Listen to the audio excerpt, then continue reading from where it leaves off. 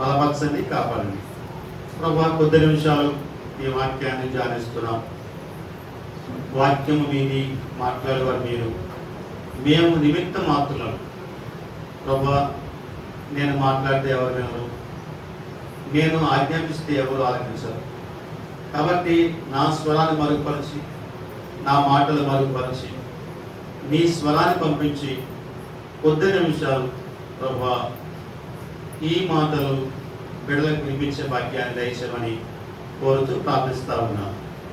ఈ మాటలు మాట్లాడుచుండగా సాతాను ఎవరితో కూడా ప్రవేశించి గలిబిలి చేయకుండా వినే చెవిని, గ్రహించే హృదయాన్ని బిడ్డలకు అందరికీ దయచేసి మీ ప్రభుత్వ బలపరచండి, కాపాడండి. మహిమ, ఘనత, ప్రభావాలు మీరే పొందుకుంటారని ప్రార్థిస్తూ యేసు నాథునిపై అడిగి ప్రార్థిస్తున్నాం పరమ తండ్రి. ఆమేన్. హల్లెలూయా, హల్లెలూయా.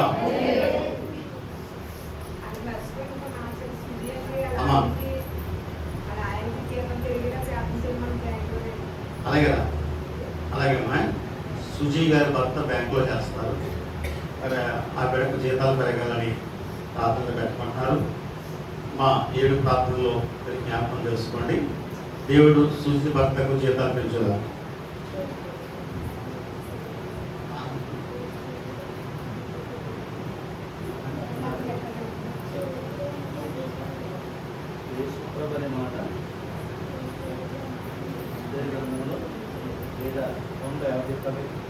బాగా నిలిపి వారం బాగా బాగా బాగా దేవునికి స్తోత్రం. హల్లెలూయా. మరి దేవుని బిడ్డల కొద్ది నిమిషాలు దేవుని వాక్యం విందామని మనం చేస్తా ఉన్నాను. మనము గ్రంథాలు తెరచి, బైబిల్ గ్రంథాలు తెరచి మోసే రాసినటువంటి నిర్గమకాండం 13వ అధ్యాయము 21వ వచనం చదువుదాం. భక్తులైన మోసే రాసినటువంటి నిర్గమకాండము 13వ అధ్యాయము 21వ వచనం. వారు పగలు రాత్రి ప్రయాణం చేయనట్లుగా యెహోవా త్రోవలో వారిని నడిపించుటకై పగటి వేళ మేఘస్తంభములను వారికి వెలిగించుటకు రాత్రి వేళ అగ్ని స్తంభంలో ఉండి వారికి ముందుగా నడుచుచూ వచ్చారు. ఆయన పగటి వేళ మేఘస్తంభములను రాత్రి వేళ అగ్ని స్తంభమునైనను ప్రజల ఎదుటి నుండి తొలగిపోలేదు. అందరూ చూసారా మీ మాట? అందరూ చూసారా? ఈ యొక్క లేఖన భాగాన్ని కొద్ది నిమిషాలు మనం ధ్యానిద్దామని మనం చేస్తా ఉన్నాం. బైబిల్లో సుదీర్ఘమైన ప్రయాణం ఉంది. అది ఎన్ని సంవత్సరాల ప్రయాణం? 40 సంవత్సరాల ప్రయాణం. ఇంతటి సుదీర్ఘమైన ప్రయాణం ఇశ్రాయేలు ప్రజలు తప్ప మరెవరు కూడా ప్రయాణం చేయలేదు. అసలు ఈ ప్రయాణం 40 రోజులే. కానీ ఎందుకు ప్రభు 40 సంవత్సరాలు నడిపించాడు? 40 సంవత్సరాలు ఎందుకు నడిపించాడు? చక్కచక్క నడిపించవచ్చు కదా. కానీ 40 సంవత్సరాలు ఎందుకు నడిపించాడు ప్రభు అంటే, ఐగుప్తులోంచి బయలుదేరిన వారందరూ కూడా దేవుని మాట వినలేదు. దేవుని మీద తిరుగుబాటు చేశారు.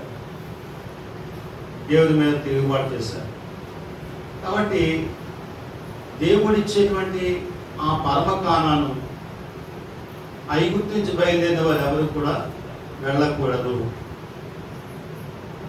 అందరూ కూడా అరణ్యములో నశించిపోవాలి. ఎవరు కూడా వెళ్ళడానికి వీల్లేదు, అందరూ నశించిపోవాలి అనేటువంటి ఆలోచన చేత ప్రభు అయినటువంటి యేసుక్రీస్తు వారు ఇశ్రాయేలు ప్రజలను 40 రోజుల నుంచి 40 సంవత్సరాలు నడిపించారు. 40 సంవత్సరాల వారిని నడిపించాడు. ఈ 40 సంవత్సరాలు ప్రభువైన యేసుక్రీస్తు వారు ఇశ్రాయేలు ప్రజలకు ముందుండి వారిని నడిపించారు. ఈ పగలు రాత్రి వారికి వెలిగించుటకు ఒక మేఘాన్ని ఆయన ఏర్పాటు చేశాడు. వారికి వెలిగించుటకును వారికి నీడనిచ్చుటకును ఒక మేఘాన్ని ఏర్పాటు చేశాడు. దానినే షకీనా మేఘం అన్నారు. ఏ మేఘం అండి? షకీనా మేఘం అన్నారు. మహిమా మేఘం అన్నారు. మహిమా మేఘం అన్నారు. ఈ మేఘం 6 మైళ్ళు వెడల్పు, 6 మైళ్ళు పొడవు, 6 మైళ్ళు వెడల్పు, 6 మైళ్ళు పొడవు, మొత్తం 36 చదరపు మైళ్ళు విస్తీర్ణంతో వారి ముందు నడిచింది. అయితే మరి వారు ఆ మేఘం కింద నడుస్తూ ఆ మేఘంలో ఉంటూ తమ ప్రయాణాన్ని వారు కొనసాగిస్తూ ఉన్నారు. ఆ ప్రయాణం ఎలాంటి ప్రయాణం? అడవులమ్మట, నదులమ్మట, ఏమండి? అడవులమ్మట, నదులమ్మట నడిచే ప్రయాణం కాబట్టి వారి కాళ్ళకు కనీసం ముళ్ళు కూడా గుచ్చుకోకుండా, ఒకవేళ ముళ్ళుంటే కనబడేంత వెలుగు, ఏమండి? చూడండి, ఎంత పెద్ద వెలుగు ఉంటే మనకు చిన్న చిన్న వస్తువులు కనబడతాయి, ఏమండి? చిన్న చిన్న వస్తువులు కనబడతాయి. అలాంటి మరి చక్కటి వెలుగునిస్తూ వారి కాళ్ళలో ఏ పురుగులు కానీ, ఏ ముళ్ళు కానీ, గోతులు కానీ వారికి కనబడితే ప్రక్క నుంచి తప్పుకోలేంత విధముగా వారికి వెలుగునిస్తూ ప్రభు వారిని నడిపించాడు. ప్రభు వారిని కాపాడాడు. దేని పెట్టారా? అయితే దేవుని ప్రేమ, దేవుని కృప చూడండి. వారు ప్రయాణం చేసినటువంటి వారు మొదట్లోనే దేవుని మీద సరిగారు. ప్రారంభంలోనే దేవుని మీద సరిగారు. ఆ నిర్మాకాండం 15 అధ్యాయంలో మోషే, మాకు ఐగుప్తులో సమాధులు లేవని మమ్మల్ని ఇక్కడ తొడుకొచ్చావా, మమ్మల్ని చంపేలా తీసుకొచ్చావా, పాతపత్రాన్ని తీసుకొచ్చావా అని ఇశ్రాయేలు ప్రజలు మోషే మీదను దేవుని మీద తిరుగుబాటు చేశారు.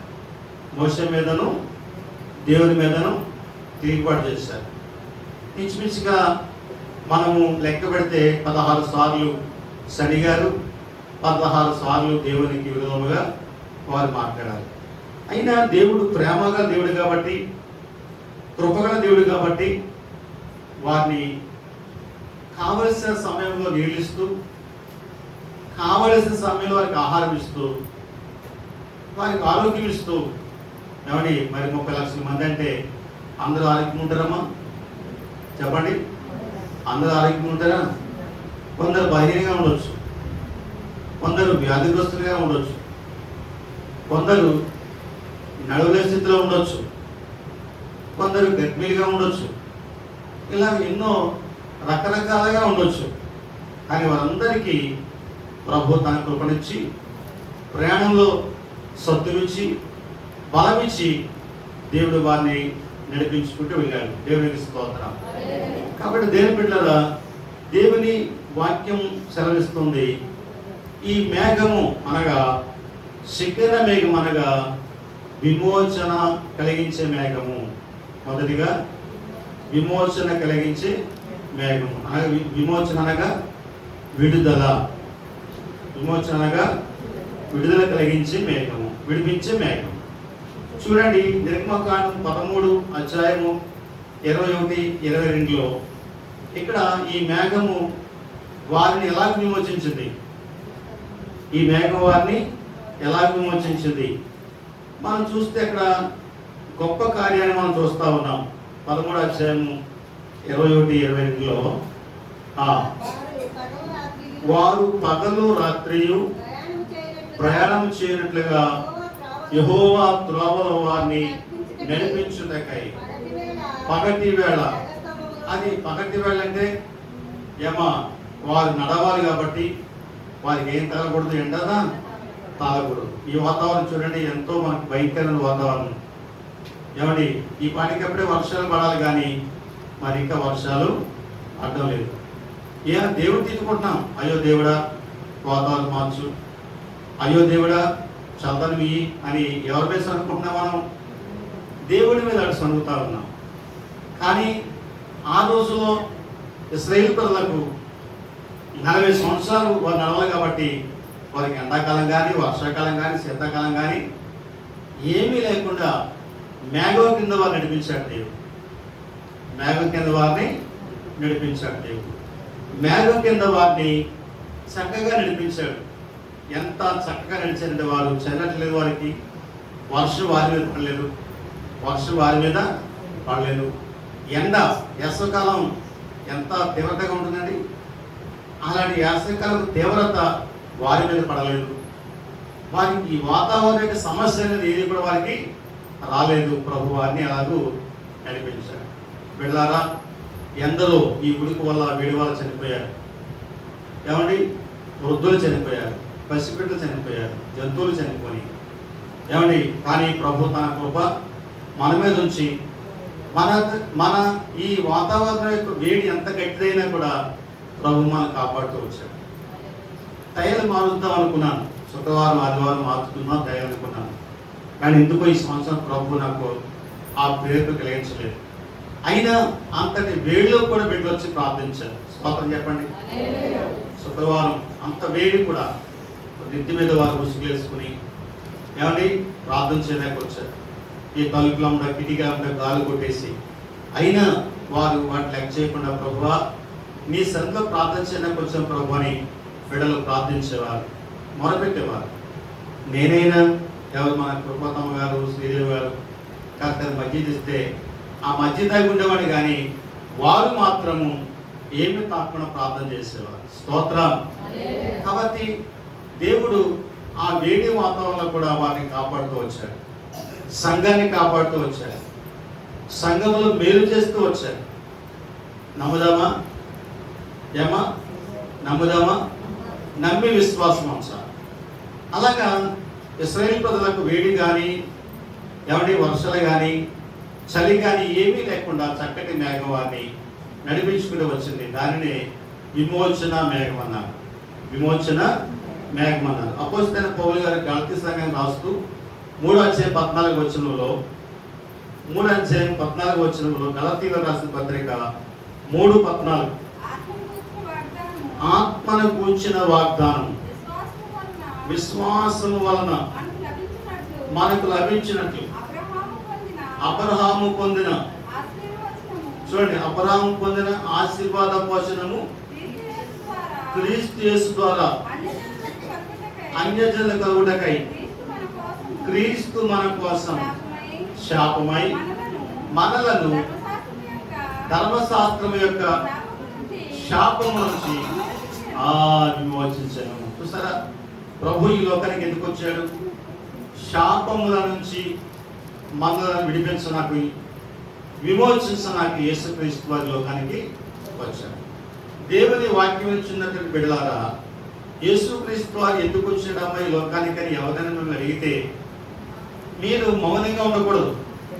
ఎవరైనా మిమ్మల్ని అడిగితే మీరు మౌనంగా ఉండకూడదు. ఏం చెప్పాలి? యేసుక్రీస్తు వారు ఈ లోకానికి వచ్చింది శాపముల నుంచి, ధర్మశాస్త్రం యొక్క విధుల నుంచి విడిపించడానికి యేసుక్రీస్తు వారి లోకానికి వచ్చారు. కాబట్టి మన శాపాలు ఏమండి, మనకి ఎక్కువ శాపాలు, సాతానుడు అనేకమైన శాపాలు మనమే పెట్టేస్తూ ఉన్నాడు. వాడికి మనం లోబడతాయి కాబట్టి, వాడి మాట మనం వింటలేదు కాబట్టి వాడు శపించేస్తూ ఉన్నాడు. అయితే ఆ శాపాలన్నీ కూడా ప్రభువు ఆశీర్వాదంగా మారుస్తున్నాడు. దేవునికి స్తోత్రం. దీవెనగా మారుస్తున్నాడు. దేవునికి స్తోత్రం. హల్లెలూయా. కాబట్టి సంఖ్యాకాండంలో యాకోబుల గురించి ఏం రాయబడింది? యాకోబులో మంత్రము లేదు, ఇశ్రాయేలులో శకునము లేదు. యాకోబులో ఏం లేదమ్మా? మంత్రాలు లేవు, తంత్రాలు లేవు. మన దేవుడు, మన ప్రభు, మంత్రాలు ఉపయోగించే దేవుడు కాదు, తంత్రాలు ఉపయోగించే దేవుడు కాదు. ఆయన చేసే మేలులన్నీ కూడా తండ్రి వల్ల పొందుకున్న మేలులే, ఆ మేలులే ప్రభువానికి ఇస్తున్నాడు. కాబట్టి యేసుక్రీస్తులో యాకోబులో మంత్రము లేదు, ఇశ్రాయేలులో శకునాలు లేవు. అయితే దేవుని బిడ్డలారా, మనలను శపించేటువంటి సాతానుడు, మన మీద శాపరిచ్చే సాతానుడు యేసుప్రభు అవన్నీ కూడా మేలులుగా మారుస్తున్నాడు. మేలులుగా మార్చి సాతాను యొక్క శాపాలు ఏమి మన యొద్ద కానీ మన కుటుంబాల యొద్ద కానీ రాకుండా దేవుడు తన కాపుదలు ఇస్తున్నాడు. దేవునికి స్తోత్రం. హల్లెలూయా, హల్లెలూయా. కాబట్టి యేసుక్రీస్తు వారు ఎందుకు వచ్చాడు లోకానికంటే విడిపించడానికి వచ్చాడు. శాపముల నుంచి, ఇదమ్మా, శాపముల నుంచి విడిపించడానికి వచ్చాడు. పాపముల నుంచి విడిపించడానికి వచ్చాడు. ధర్మశాస్త్రం ఏమున్నాయి? అనేకమైనటువంటి శాపాలు ఉన్నాయి. వాటన్నిటి నుంచి కూడా విడిపించడానికి యేసయ్య లోకానికి వచ్చాడు. నమ్ముచున్నారా? నమ్మిన వారు దేవుని స్తోత్రం చెప్పండి. కాబట్టి దేవుని బిడ్డలారా, కోడి తన పిల్లలను తన రెక్కల క్రింద ఎలాగైతే భద్రపరుచుకుంటుందో, అలాగూ మిమ్మలను నన్ను ప్రభు తన రెక్కల కింద భద్రపరిచి ప్రతి శాపాల నుంచి విడుదలించి మనకు ఆశీర్వాదం ఇచ్చి ప్రభు మనల్ని బలపరుస్తున్నాడు. దేవునికి స్తోత్రం కలుగునుగా. హల్లెలూయా. ఇంకోసారి చెప్తాం, హల్లెలూయా. కాబట్టి ఇశ్రాయేలు వారి మీద ప్రయాణించినటువంటి మేఘము మొదటిగా వారికి ఏం కలిగించిందంటే విమోచన కలిగించింది. మనకేం కలిగించిందంటే విమోచన కలిగించింది. రెండో మాట చూద్దాం. రెండో మాట, షెకెన మేఘము వారిని ఐగుప్తు నుంచి కానాను వరకు నడిపించింది. ఈ మేఘము ఎక్కడి నుంచి? ఐగుప్తు నుంచి కానాను వరకు నడిపించింది. ఎలా నడిపించింది? వారికి తోడుగా ఉండి నడిపించింది. మీకు మాట చెప్తున్నాను, ఇశ్రాయేలు ప్రజలు ఎర్ర సముద్రం వరకు వచ్చేసారు. ఏ సముద్రమా? దాని పేరు సముద్రం అండి, ఎర్ర సముద్రము, నల్ల సముద్రము. ఈ సముద్రం యొక్క రకాలు ఉన్నాయి. మృత సముద్రము, మీరు ఆ మృత సముద్రం మైంగెళ్ళినా కూడా చచ్చిపోరట. ఏమండి, మీరు మైంగెళ్ళినా కూడా చచ్చిపోరట్లది ఆ సముద్రం. అది దాని పేరు మృత సముద్రం అన్నారు. కాబట్టి ఇలాంటి అనేక రకాలైన సముద్రాలు ఉన్నాయి. ఈ సముద్రాల్లో ఎర్ర సముద్రము అది ఎప్పుడు ఎర్రగానే ఉంటుందట. నీరు ఎర్రగా ఉంటుందట, దాని ప్రదేశం కూడా ఎర్రగానే ఉంటారు. దాన్ని ఎర్ర సముద్రం అన్నారు. ఎర్ర సముద్రం దగ్గరికి వచ్చేసారు ఇశ్రాయేలు ప్రజలందరూ కూడా. అప్పుడు యేసుప్రభు ఏమన్నాడు? ఫరో హృదయాన్ని కఠినపరిచాడు. ఆయన ఇశ్రాయేలు ప్రజలు ఎందుకు మానించాను నేను, వారిని ఎందుకు నేను వదిలేశాను? నన్నురా మళ్ళా వారిని పట్టుకున్నాను, రథం తీయండిరా అని వారందరూ రథాలు వేసుకుని వచ్చేస్తున్నారు. ఐగుప్తు ప్రజలు రథాలు వేసుకుని ఎవరిని పట్టుకుని వస్తున్నారమ్మా? ఇశ్రాయేలు ప్రజలు పట్టుకుని వస్తున్నారు. వింటున్నారా? వాక్యం వింటున్నారమ్మా? ఎవరు పట్టుకుని వస్తున్నారు? ఐగుప్తీయులు ఇశ్రాయేలు ప్రజలు పట్టుకుని వస్తున్నారు. మళ్ళా వారిని పట్టుకుని వెనుక తీసుకుని వస్తున్నారు. ఈ విషయాన్ని ప్రజలంగా చూశారు. ఇక మొదలు పెట్టారు, అయ్యో మోషే మొదలు పెట్టారు. అయితే దేవుని వల్లరా అక్కడ దేవుడు ఎంత అద్భుతం చేసి తెలుసా? ఐగుప్తు ప్రజలకు చీకటిని, ఇశ్రాయేలు ప్రజలకు వెలుగునిచ్చాడు. అనగా మేఘము, వారి మీద ఉన్న మేఘము వారికేమో చీకటి కలిగించింది, వీరికేమో వెలిగించింది. అంత బలమైన కార్యాన్ని అక్కడ యేసుప్రభు చేయగలిగాడు. యేసుప్రభు ఆ చీకట్లోనే వారు తిరుగుతూ ఉన్నాయి రథాలు, చీకట్లోనే వారు తిరుగుతూ ఉన్నారు వారు. ఈ లోపల వారు ఎర్ర సముద్రం దాటేశారు. ఎర్ర సముద్రం ఒక్కడు మిగలేదు, దాటేశారు. తర్వాత వీరు కూడా దిగారు కిందకి, ఎర్ర సముద్రంలోకి వీరు దిగారు. సగం దాకా వెళ్ళారు. మోషే నువ్వు అలా నీ కర్ర చాపన్నాడు. మోషే తన కర్ర చాపగా ఆ ఎర్ర సముద్రం సమానం అయిపోయింది. సమానం. ఆ రథాలు, ఆ ప్రజలు, ఆ మనుషులు అందరూ కూడా ఎర్ర సముద్రంలో నశించిపోయారు. దేవునికి స్తోత్రం. ఒక్కడు కూడా ఇశ్రాయేలు మీద ఒక్కడు కూడా తన కత్తిని కానీ తన కొరడా కానీ ప్రయోగించలేదు. ఎంత అద్భుత కొరడమ్మా! అదే దావీదు అంటాడు, నీ మార్గములను కాపాడుటకు పూచేయండి, నీ మార్గములను కాపాడుటకు ఆయన తన దూతలను నీకు ఆజ్ఞాపించును అంటాడు 91వ కీర్తనలో. మన మార్గంలో మనను కాపాడుటకు. కాబట్టి దేవుని బిడ్డలారా, మనం ఎక్కడికి ప్రయాణం చేస్తున్నా కూడా ప్రార్థన చేసుకుని బయలుదేరాలి. ప్రభువా, నేను పలానా గ్రామం వెళ్తున్నాను, పలానా ఫంక్షన్కి వెళ్తున్నాను ప్రభా, మార్గంలో నన్ను క్షేమంగా కాపాడు ప్రభా, క్షేమంగా తీసుకురా ప్రభా అని నువ్వు దేవుని దగ్గర ప్రార్థన చేసుకుని వెళ్ళినప్పుడు ఆ రోజు చక్కటి ప్రయాణాన్ని ప్రభుని ఎక్కిస్తాడు. ఏ ఆటంకం లేకుండా, ఏమీ లేకుండా చక్కగా వెళ్ళి చక్కగా వస్తావు. నువ్వు ప్రార్థన చేయకుండా వెళ్ళావా, ఆ రోజు నీకు ఏదో శోధన కనబడుతుంది. డబ్బులు పడిపోవడము, బండి పాడైపోవడము, లేకపోతే చిరాకు రావడము, పరాకు రావడము ఏదో జరుగుతూ ఉంటారు. కాబట్టి వాక్యం ఇచ్చిన వాళ్ళరా, మనం ఎక్కడికి వెళ్ళినా కూడా ప్రార్థన చేసుకుని మన బయటికి వెళ్ళాలి. వెళ్తున్నారమ్మా? చెప్పరా?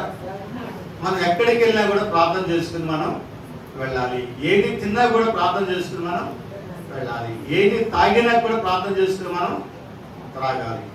అలా చేసినప్పుడు దేవుడు ఎటువంటి ఆటంకాన్ని కూడా మనకు రానివ్వకుండా మనల్ని కాపాడు దేవుడు అన్నాడు. దేవునికి స్తోత్రం. హల్లెలూయా. ఒక ఆయన పనిలోకి వెళ్ళాడంటే చెద్దాన్ని పట్టుకుని పనిలోకి వెళ్ళాడు. చెద్దాన్ని తినే టైం అయింది. అందరూ లేచి కూర్చున్నారు, అందరూ చెద్దాన్ని తింటున్నారు. ఈయన ప్రార్థన చేసుకుంటున్నాడు.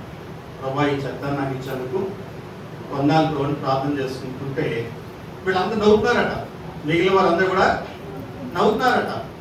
నవన ఈ తప్పేంటి? మన ప్రార్థన మనం మానకూడదు.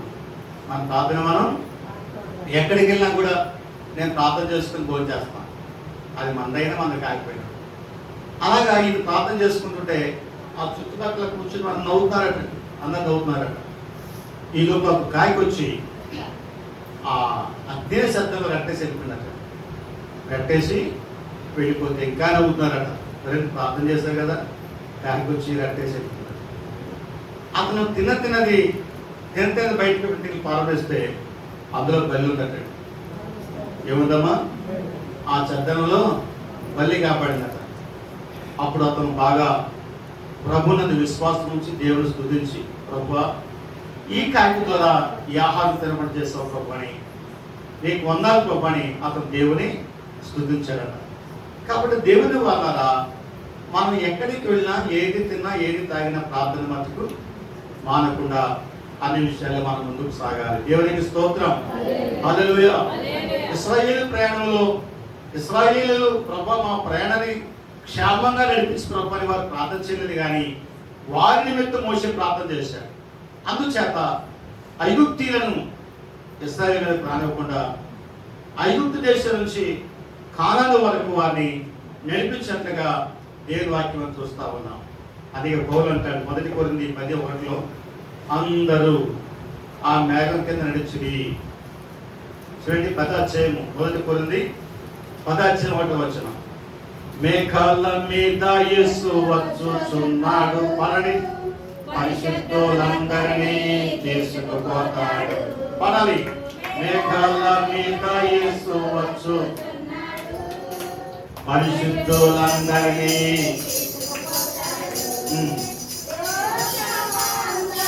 క్షమకాలం విడువబడుట లోకమంతా క్షమ విడువబడుట. హల్లెలూయా. పాట పాడితే సమస్య సరిపోదని నేను ఎక్కువగా పాటలు పాడినా. మీకు అర్థమైందమ్మా? నాకు ఇవ్వబడిన సమయం కొంచెమే. అయితే ఈ సమయంలో మీకు ఏం చెప్పాలి? నేను వాక్యం చెప్పాలని ముందుకు వెళ్తాను. దేవుని స్తోత్రం. పౌలు గారు మొదటి కొన్ని సహోదరులారా, ఈ సంగతి మీకు తెలియకుండా నాకు ఇష్టం లేదు. అదేమనగా, అదిగో ఎవరమ్మా మన పితరులు? మన పితరులందరూ మేఘం కింద నుండి వారందరూ సముద్రములో నడిచిపోయి అందరూ మోషేను బట్టి మేఘములోను సముద్రములోను బాప్తిసము దేవునికి స్తోత్రం. కాబట్టి పౌలు కొరింథీ సంఘానికి ఇశ్రాయేలు ప్రజల గురించి రాస్తా ఉన్నాడు. సహోదరులారా, మన పితరులందరూ కూడా మేఘము కింద నడిచిరి.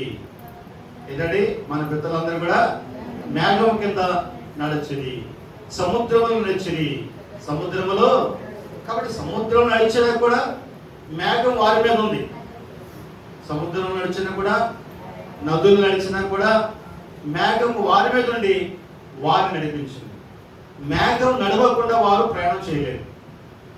నేను ముందుకు వెళ్తాను, మీకు ముందు భాగం చూపిస్తాను. మేఘం ఎక్కడ ఆగితే అక్కడ వారు ఆగిపోయేవారు. మేఘం ఎప్పుడైతే బయలుదేరితే అప్పుడు వారు బయలుదేరేవారు. దేవునికి స్తోత్రం. కాబట్టి వారి నాయకుడు ఎవరు? షకీనా మేఘం అనగా ప్రభువుకు సాదృశ్యంగా ఉన్నారు. యేసుక్రీస్తుకు సాదృశ్యంగా ఉంది షకీనా మేఘం. ఈ మేఘము ప్రభు అయింది ఇశ్రాయేలు ప్రజలకు ముందు వెనుకొండి వారిని నడిపించినట్లుగా దేవుని వాక్యం రాయబడి ఉంది. ఎంత ఆశ్చర్యకరమైన మాట అమ్మా. పౌలు గారు ఏమంటున్నారు? అందరూ మేఘం కింద నడిచింది. అందరు కూడా దేని కిందమ్మా? మేఘం తప్పి నడవదు వారు. 6 మైళ్ళు పొడవు 6 మైళ్ళు వెడల్పు గల మేఘం వారి మీద నడుస్తా ఉంది. మిషనరీ ప్రయాణంలో ఒకసారి కొంతమంది సువార్తకి బయలుదేరారటండి. ఒక ప్రాంతానికి సువార్తకు బయలుదేరారట. ఆ ప్రాంతంలో దేవుని సువార్త చెప్పాలి, దేవుని వాక్యం బోధించాలి అని వారందరూ కొంతమంది కూడగట్టుకుని వెళ్తూ ఉంటుంటే మధ్యలో మహా తుఫాను బయలుదేరిందంట. ఏ తుఫానమ్మా? అది మామూలు తుఫాను కాదు, మహా తుఫాను బయలుదేరిందంట. వారందరూ ప్రార్థన చేస్తూ నడుచుకుంటూ వెళ్తున్నారు. ప్రభువా, నీ పని మీద మేము వెళ్తున్నాము, సువార్త పని వెళ్తున్నాం. ప్రభువా, ఈ తుఫాన్ నుంచి కాపాడండి, ఈ తుఫాన్ నుంచి మేము రక్షించండి ప్రభు అని వారందరూ ప్రార్థన చేసుకుంటూ వెళ్తుంటే వారి ప్రార్థన ఆలకించి దేవుడు పైన ఒక దూతను పంపించారు. ఆ దూత గొడుగు పట్టుకుంటారు, పెద్ద గొడుగని ఒక గొడుగు పట్టుకుని వారి మీద నడుస్తూ ఉంటారు. వారు చుట్టూ వర్షం పడుతున్నారు కానీ వారున్న స్థలంలో వర్షం కానీ గాలి కానీ పట్టడం లేదట. దేవునికి స్తోత్రం, హల్లెలూయా. కాబట్టి వారు ఆ విధంగా ప్రార్థన చేశారు. ప్రభు, నీ పని మీద మేము వెళ్తా ఉన్నాము. నాయనా, నా తండ్రి, నీ కాపుదలకి ప్రభు ప్రార్థన చేయగా దేవుని దూత గొడుగు పట్టుకుని వారిని కాపాడండి. యమా సువార్త ప్రయాణంలో ఎంతమంది దేవునికి సువార్త చేస్తూ ఉన్నారు? దేవుని సువార్తను ఎంతమందికి చాటుతూ ఉన్నారు? దేవుని సువార్త అంటి పెడతాంలే, రాని వారి దగ్గరికి వెళ్ళి అమ్మ ఈరోజు రాలేదని అడుగుతున్నామా మనం? ఈరోజు దేవుని మంది దగ్గర రాలేదమ్మని వారిని ప్రోత్సహిస్తున్నామా? అదేమీ లేదు, అదేమీ కూడా లేదు. తెరాత మాని నేను వెళ్ళిపోతాను. ప్రోత్సహించాలి. సువార్తలకు భాగం, సువార్తలో ఒక భాగం ఎదుటి వారిని మనం ప్రోత్సహించాలి. ఈరోజు నీ ప్రక్కన సహోదరు రాకపోతే ఏమ్మా నువ్వు ఎందుకు రాలేదు అని వారిని అడిగే వారిని ప్రోత్సహించాలి. సువనమ్మ గారు మీ పక్కన ఉంది, ఆవిడ ఆస్పిరేషన్ తెలుసుకుంది, ఏమా మన దగ్గర రావచ్చు కదా, వాక్యం వచ్చు కదా అని మీరు బాధపడవచ్చు. పెట్ల సత్యవతి గారు మీ ప్రక్కనే ఉన్నారు, మరి వారి ఎక్కువ మోసం రాలినట్టు ఉంది. వాళ్ళకి జీవరత్నం గారి భార్యకి కాలు కాలిందట. కాలు వాళ్ళకి వెళ్ళి కాలిందంటే ఆ జీవరత్నానికి ప్రతి నెల ఫోన్ చేస్తాను నేను, కనీసం సంస్కారంగా రావాలి బాబు, సంస్కారంకైనా వచ్చి సంస్కారం తీసుకుంటారు. సంస్కారం తీసుకున్నాక రానాక ఆయన ఖాళీ ఉండదు. పెళ్ళిళ్ళకి వస్తాడు, శుభకార్యాలకు వస్తాడు, పెద్దలకు వస్తాడు, ఆటకు వస్తే ఇటుకు వస్తాడు, కానీ దేని మంది రానమట్టుకు ఆయనకి సమయం ఉండదు. చూసారా వారి ఇంట్లో ఏమైంది? ఒక భయంకర కార్యాన్ని సాతాను చేశాడు. జాగ్రత్త సుమ, దేవుని కార్యం అశ్రద్ధ చేయవాడు చెప్పండి, దేవుని కార్యం మీరైనా నేనైనా అశ్రద్ధ చేయవానికి అవే సంఘటనలు ప్రస్తావిస్తూ ఉంటారు. కాబట్టి దేవుని బిడ్డల సువార్తలో ఒక భాగము ఎదుటివారిని మనం ప్రోత్సహించాలి. ఎదుటివారిని మనం ప్రోత్సహించాలి. ప్రోత్సహించే వారిని దేవుని సన్నిధికి నడిపించాలి. దేవుని సన్నిధికి మనం నడిపించినప్పుడు ఆ భాగాన్ని నువ్వు పూర్తి చేసిన వ్యక్తి అవుతావు. దేవునికి స్తోత్రం కలుగునుగాక. దావీదు అంటాడు 78వ కీర్తన 14వ వచనంలో, దేవునికి స్తోత్రం చెప్పండి, చేతులకు చెప్పండి, గట్టిగా చెప్పండి. 78వ కీర్తన 14వ వచనం. ఏమా లక్ష్మీ కుమారి గారు చదువుతున్నారు? ఎవడి? పగటి వేళ మేఘంలో నుండి రాత్రి అంతయు అగ్ని ప్రకాశంలో నుండి ఆయన వారికి దేవునికి స్తోత్రం, హల్లెలూయా. ఎవరు త్రోవ చూపిస్తే నడిచారు? ఇలా నాయకులు చూడండి, ఎవరు త్రోవ చూపిస్తే నడిచారు? ఏమా వాక్యం వినలేదా? పగటి వేళ మేఘస్తంభంలో ఉండి రాత్రి వేళ అగ్ని స్తంభంలో ఉండి వారికి త్రోవ చూపెను. దేవునికి స్తోత్రం. కాబట్టి గుడ్డివాడు త్రోవ చూపగలడు అన్నాడు ప్రభు. గుడ్డివాడు త్రోవ చూపలేడు. చూపు కలిగిన వాడు గుడ్డివాడికి త్రోవ చూపించవచ్చు. ఏమా గుడ్డివాడికి త్రోవ చూపించవచ్చు. అలాగా యేసుక్రీస్తు వారు 30 లక్షల మందికి త్రోవ చూపించాడు, దారి చూపించాడు. ఏమా ఏ దారి? మంచి దారి, శ్రేష్టమైన దారిలో వారు నడిపించాడు. దేవునికి స్తోత్రం, హల్లెలూయా. కాబట్టి నడిపించే వారిలో ఉంటుంది, నడిచే వారిలో ఉంటుందండి. మీకు అర్థమైందమ్మా? త్రోవ చూపించే వారిలోనే అసలు ఉంటుంది, కానీ నడిచే వారిలో ఉండదు.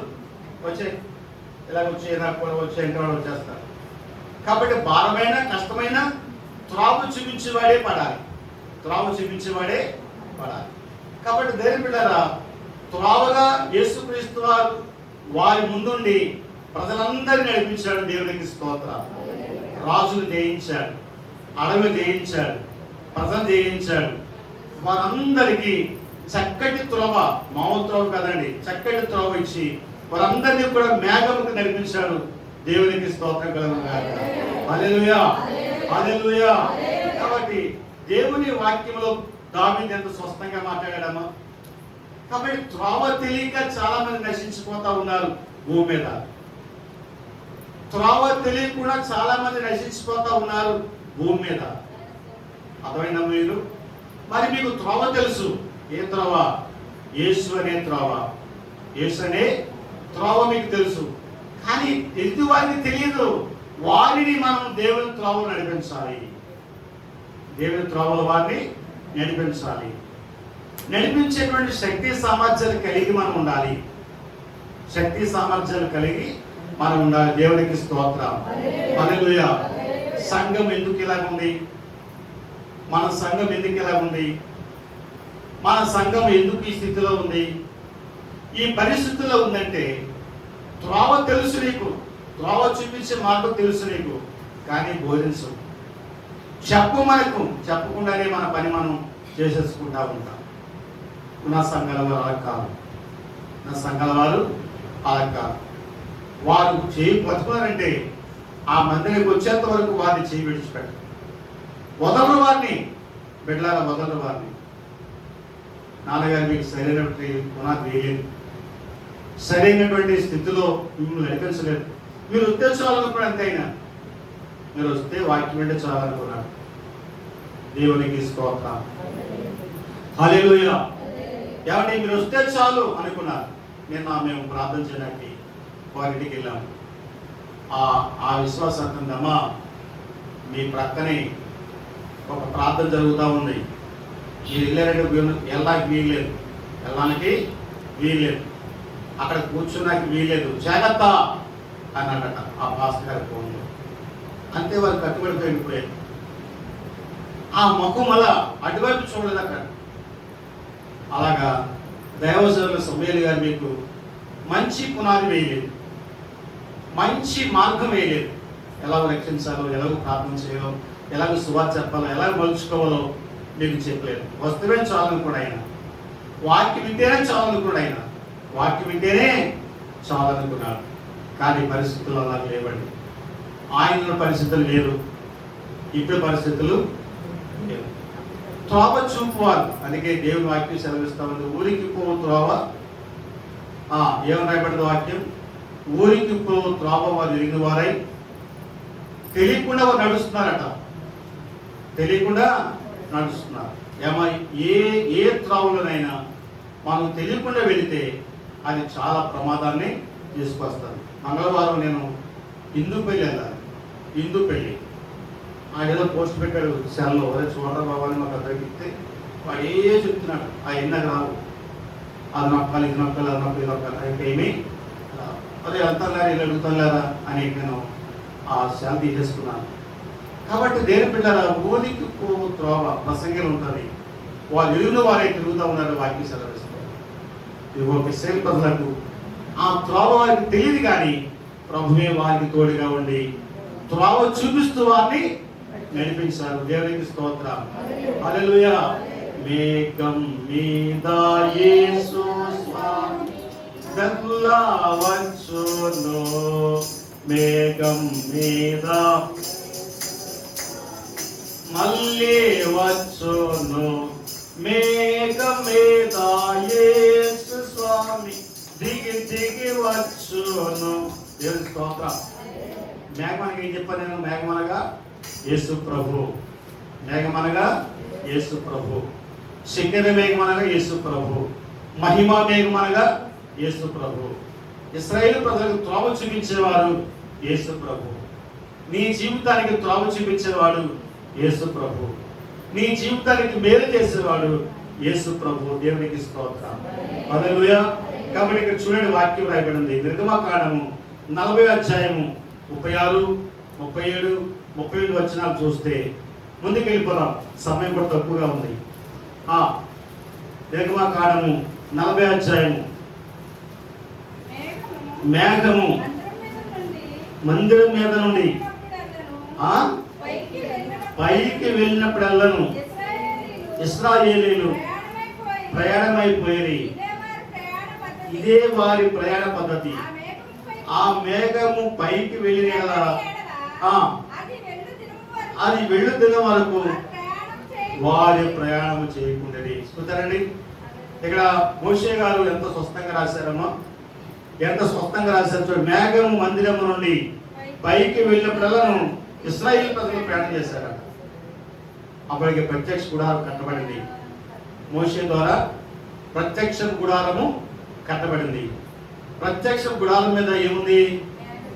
ఏముందమ్మా చెప్పండి గట్టిగా. ప్రత్యక్ష గుడారం మీద ఏముంది? మేఘం ఉంది. ఈ మేఘం ఎన్ని రోజులైతే ఉందో అన్ని రోజులు వారు ఉండిపోయేవారు, ప్రయాణం చేసేవారు కాదు, వెళ్ళేవారు కాదు. ఈ మేఘం ఎప్పుడైతే కదిలిందో అప్పుడు వారు తమ ప్రయాణాలు కొనసాగించారు. ఇదే వారి పద్ధతి. చూసారా దేని బిడ్డారా? వాక్యం అర్థం చేసుకున్నారా? అలాగే మేఘము వెళ్లకుండా వారు బయలుదేరితే వారికి దారి తెలియదు, వారికి దారి తెలియదు, వారికి మార్గము తెలియదు.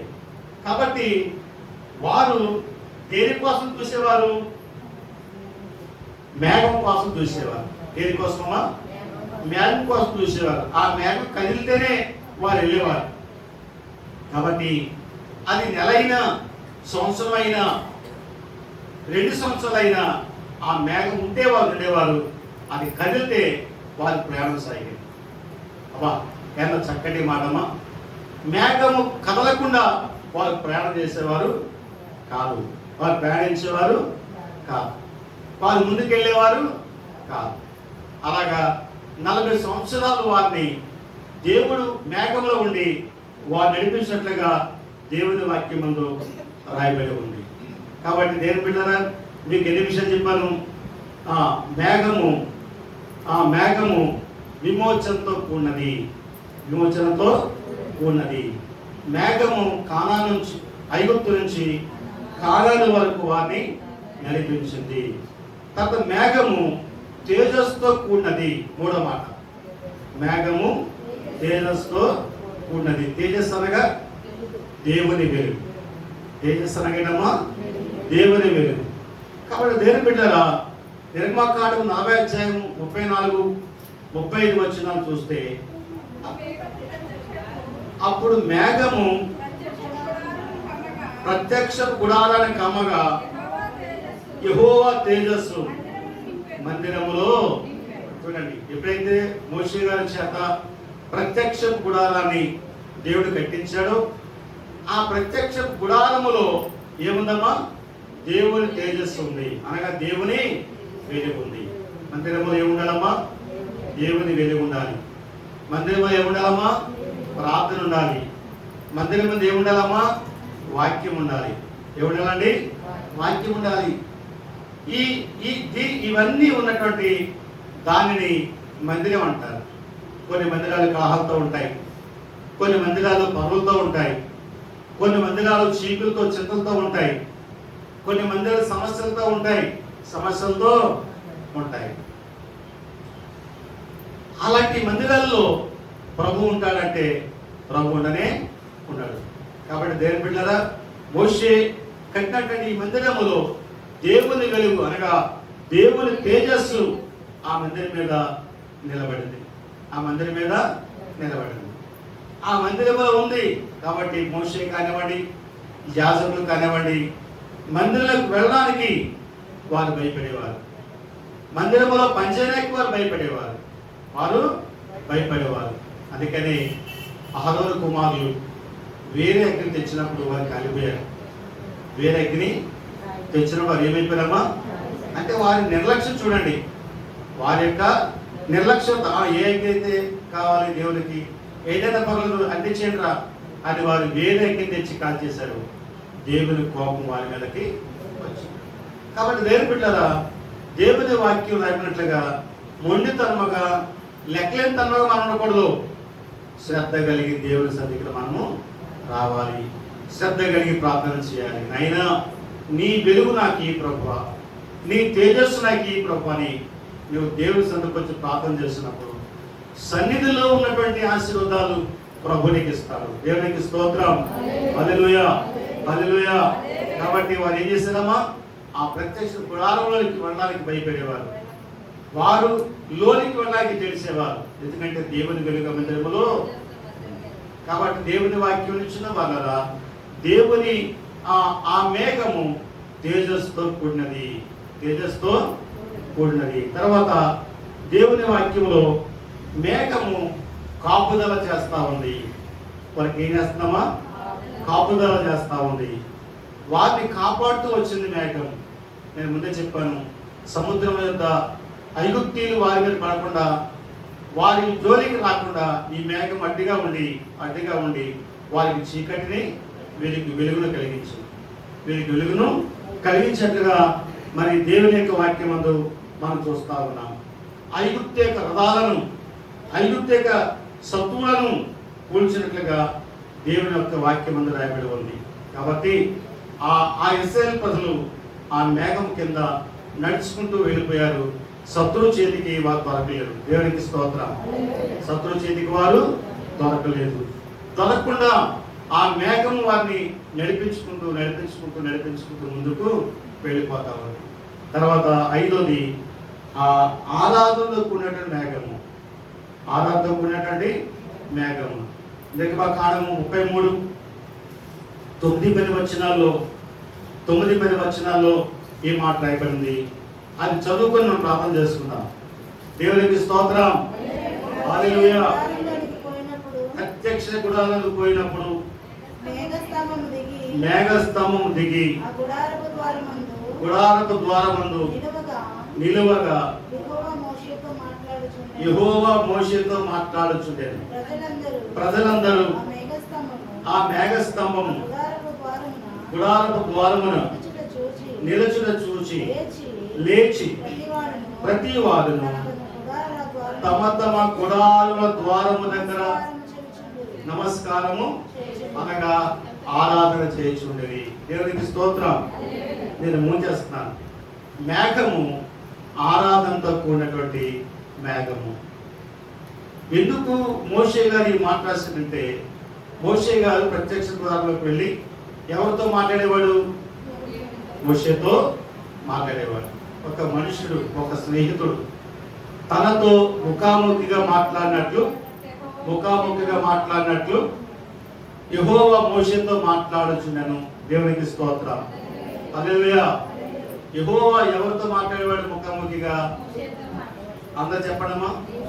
ముఖాముఖిగా మోషేతో మాట్లాడేవాడు. మోషే భక్తిపరుడే, మోషే దేవుని మాట విన్నవాడే, సకల విద్యలందు ప్రవీణుడే. ఎప్పుడు ఇష్టమయ్యాడు దేవునికి మోషే అంటే, మోషే గారు రాస్తారు, మోషే పెద్దవాడైనప్పుడు ఐగుప్తు యొక్క ధనాన్ని ఆశించకుండా దేవుని ప్రజలతో శ్రమ నుంచితే మేలని ఇచ్చి సమస్తాన్ని విడిచిపెట్టి బయటకు వచ్చేస్తారు మోషే. అప్పుడు దేవుడు మోషేకు ఇష్టడయ్యాడు. మోషే దేవునికి ఇష్టడయ్యాడు. ఐగుప్తులో ఉండి ఐగుప్తు ధనాన్ని ఆశిస్తే ఇంత గొప్ప పేరు మోషేకు రాకపోవచ్చు. కాబట్టి మోషే దేవుని మాట విన్నాడు. దేవునితో 40 సంవత్సరాలు నడిచాడు మోషే. దేవునికి స్తోత్రం. ఒక స్నేహితుడు ఎలాగైతే మాట్లాడతాడో అలాగే దేవుడు మోషేతో మాట్లాడేవాడు. మోషే కొన్ని సలహాలు ఇచ్చేవాడు దేవునికి, కొన్ని సలహాలు ఇచ్చేవాడు. ఏమిటి సలహాలు అంటే, మోషే వీళ్ళందరినీ చంపేస్తాను, కొత్త జనాన్ని పుట్టిస్తాను అనేవాడు దేవుడు. అప్పుడు మోషే ఏమనేవాడు? ప్రభు, అలాగైతే ప్రపంచమంతా మిమ్మల్ని తిట్టుకుంటుంది, ప్రపంచమంతా మిమ్మల్ని తిట్టుకుంటుంది, మీ మీద ఆడిపోసుకుంటుంది. ఈ ప్రజలు అడుగు తీసుకొచ్చేవాడు, చంపేసావా అనుకుంటారు అందరూ. అలా చేయదు ప్రభు, అది ఇష్టం కాదు ప్రభు అని మోషే దేవునికి సలహాలు ఇచ్చేవాడు. ఎంత గొప్ప భక్తులమ్మా! దేవునికి చెప్పడానికి మన ఇంతటి వారము. అదే ఏమంటారు, కుమ్మరి వారి యొక్క చేతిలో కుమ్మరి ఆ మట్టి పాత్ర ఎందుకు నన్ను నిల్వ చేసామని చెప్పడానికి సరిపోద్దా? ఏమా సరిపోదు, తన ఇష్టం వచ్చినట్టుగా చేస్తున్నాడు. అలాగే మనం కూడా దేవుని చేతిలో పాత్రము, నన్ను ఎందుకు చేసావు ప్రభు ఇలాగని అడగడానికి తండ్రికి మనం సమాధానము చెప్పలేదు. కానీ మోషే చెప్పాడు, ప్రభు అలా కాదు, ఇలా చేద్దాం, ఎలా కాదు అలా చేద్దాం ప్రభు అని చెప్పినప్పుడు మోషే మాట దేవుడు విన్నాడు. అందుకే చక్కగా రాశాడు, మోషే ప్రత్యక్ష ద్వారంలో దేవుడు మోషేతో మాట్లాడుచుండెను, ముఖాముఖిగా మాట్లాడుచుండెను. అలాగే మాట్లాడుచున్నప్పుడు ఆ దేవుని వెలుగు, దేవుని ప్రకాశము మోషే మీద ప్రకాశిస్తూ వచ్చింది. అప్పుడు ఏం చేశారు? ప్రజలందరూ కూడా తమ తమ గుడారములు నిలబడి ప్రతి ఒక్కరు కూడా దేవునికి నమస్కారం చేసేవారు. నమస్కారం అంటే ఆరాధన. ఏంటమ్మా చెప్పండి? నమస్కారం అంటే ఆరాధన. ఆరాధన చేతును అన్ని వేళలా, ఆత్మతో సత్యముతో ఆరాధింతును. ఆరాధన చేతును అన్ని వేళలా. హల్లెలూయా, హల్లెలూయా. సమలేదు మనకి. కాబట్టి దేవుని వల్ల ప్రతి ఒక్కరు కూడా దేవునికి నమస్కారం చేస్తూ వచ్చారు. ఆ నమస్కారమే ఆరాధన. కాబట్టి దేవుని ఆరాధన మన కుటుంబంలో ఉండాలి, మన హృదయంలో ఉండాలి. ఎల్లప్పుడూ దేవునికి నమస్కారం చేస్తూ దేవునికి స్తుతులు చెప్తూ ఉండాలి. ఇహిమేయ గ్రంథం 9:10 వారు ఏం చేశారు?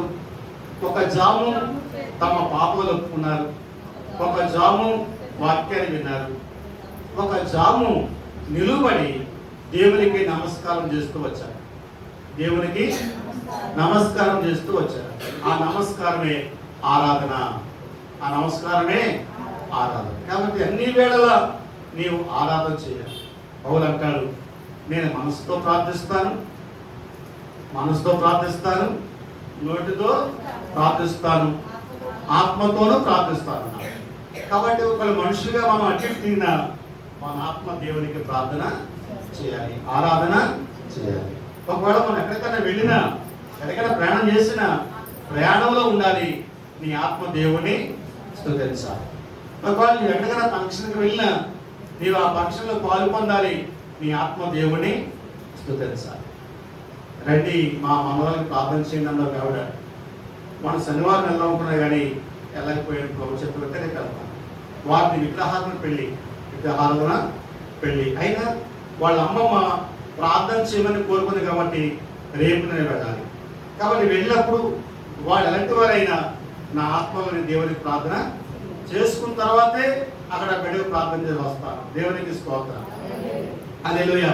కాబట్టి రేపు ఆ ప్రార్థన, రేపు ప్రార్థన ఉంది. మంగళవారం ఇందు పెళ్లి ప్రార్థన ఉంది. బుధవారం రాయవారం కృపమ్మగా ఆవిడ ఆ పాపయ్య గారు గృహప్రవేశం చేసుకుంటుంది, అక్కడ ప్రార్థన ఉంది. కాబట్టి ఇలాగా ప్రభు యొక్క సన్నిధిలో ఈ పాత్రను చిన్నగా ఆరాధన ద్వారా ప్రభు వాడుకుంటా ఉన్నారు. దేవునికి స్తోత్రం. లక్షవారం ఖాళీ ఉంది, శుక్రవారం మళ్ళీ 7 పాత్రలు మళ్ళీ మనకు ఉంటాయి. శనివారం ఖాళీ, మళ్ళీ ఆదివారం ఆరాధన ఉంటుంది. గత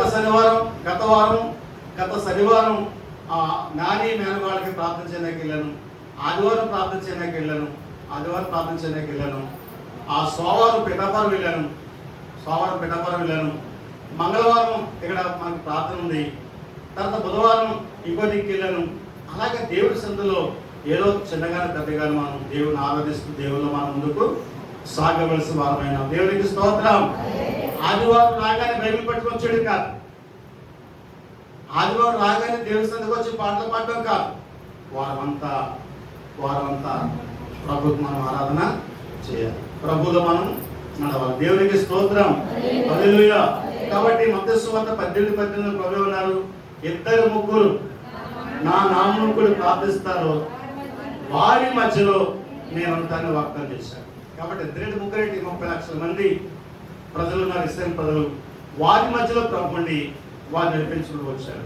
మన మధ్యలో నేను ప్రార్థన చేస్తున్నప్పుడు కూడా ప్రభా 2-3 కూడిన చోట ఉంటానా కదా, మా మధ్య మీరు ఉండండి, ఈ చిన్న సంఘంలో మీరు ఉండండి, చిన్న సంఘంలో అద్భుతాలు చేయండి ప్రభు అని దేవుడినే ప్రార్థన చేస్తా ఉంటాను. దేవునికి స్తోత్రం కలుగును గాక.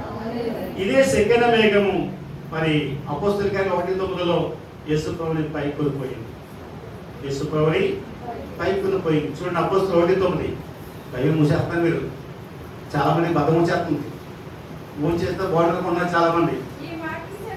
ఈ మాటలు చెప్పి వారు చూచుచుండగా ఆయన ఆరోహణమాయెను.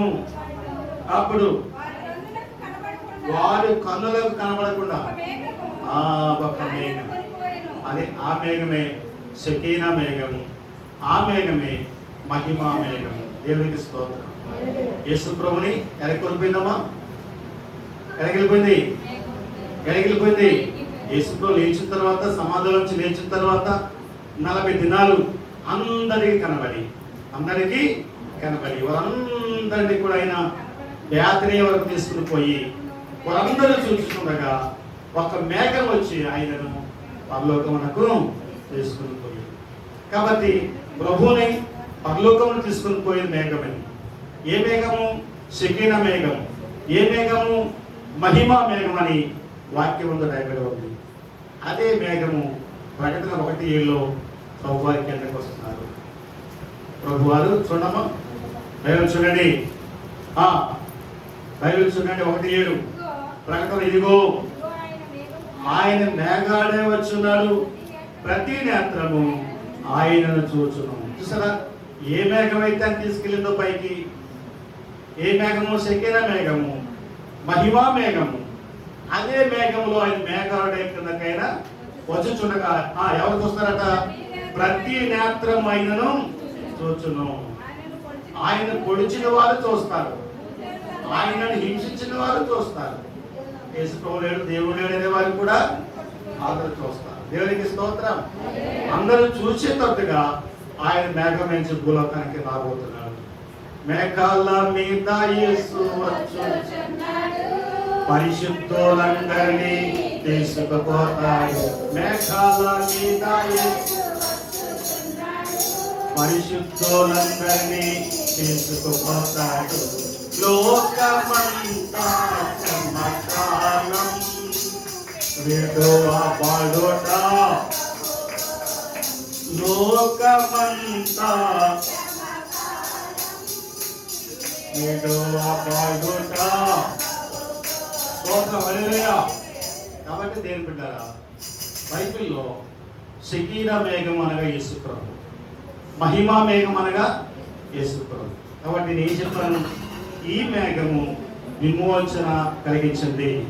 ఈ మేఘము విమోచన కలిగించింది.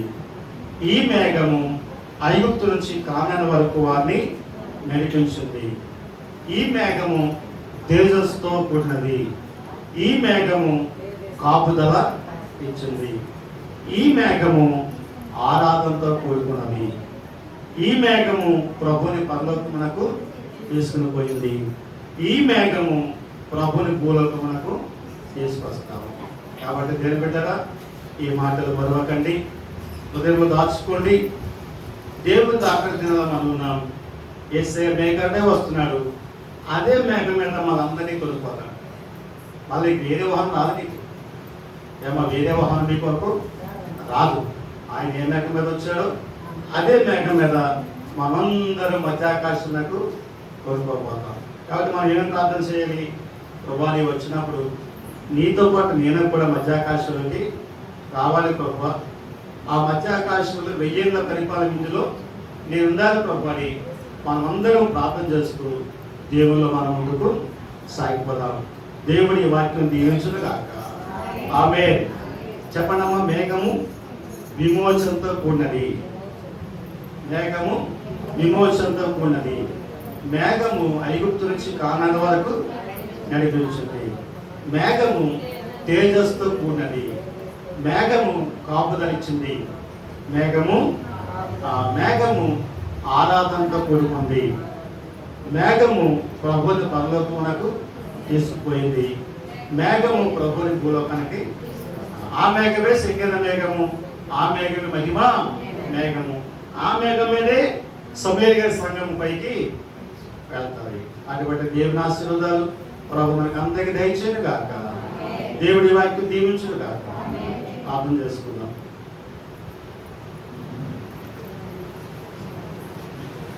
మహాగణుడైన మా పరమ తండ్రి, మీ పరిశుద్ధ నామమునకు స్తుతులు స్తోత్రాలు చెల్లిస్తా ఉన్నాం.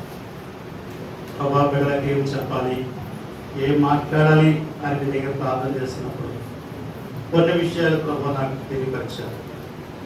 షకీనా మేఘము అయినా ఆ మేఘములో మీరుండి ఇశ్రాయేలు ప్రజలను నడిపించారు. మేఘమే మీరు, మీరే మేఘము. అదే మహిమా మేఘం ప్రభా మరి ఇశ్రాయేలు ప్రజలకు విమోచన కలిగించింది. ఐగుప్తు నుంచి కానాను వరకు నడిపించింది. తేజస్సునిచ్చింది. ప్రభా ఆరాధన జరిగించడం చేసింది. మిమ్మలను పరలోకం తీసుకెళ్ళింది. మళ్ళా పరలోకం నుంచి భూలోకానికి తీసుకొస్తా ఉంది. మళ్ళా భూలోకం నుంచి అయినా మధ్యాకాశమునకు సంఘముగా మమ్మల్ని అందరినీ కూడా తీసుకెళ్తుంది ప్రభా ఈ మేఘం.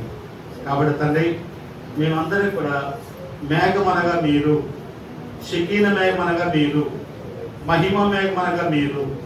కాబట్టి తండ్రి, మరి మేము ఈ వాక్యాన్ని విని ఈ వాక్యాన్ని ఆలకించి మా ప్రార్థనలో ప్రభా నీ రాకరాసమైతే మేము కూడా నీతో పాటు మేఘములో ప్రయాణం చేసి మీ రాజ్యం చేరే భాగ్యం మా దయచే ప్రభని మేమందరం ప్రార్థించి నీలో ముందు కొనసాగే బలి దయచి విన్న వాక్యము స్వార్థాన్ని ఎత్తుకోకుండా మా హృదయంలో భద్రపరచారు.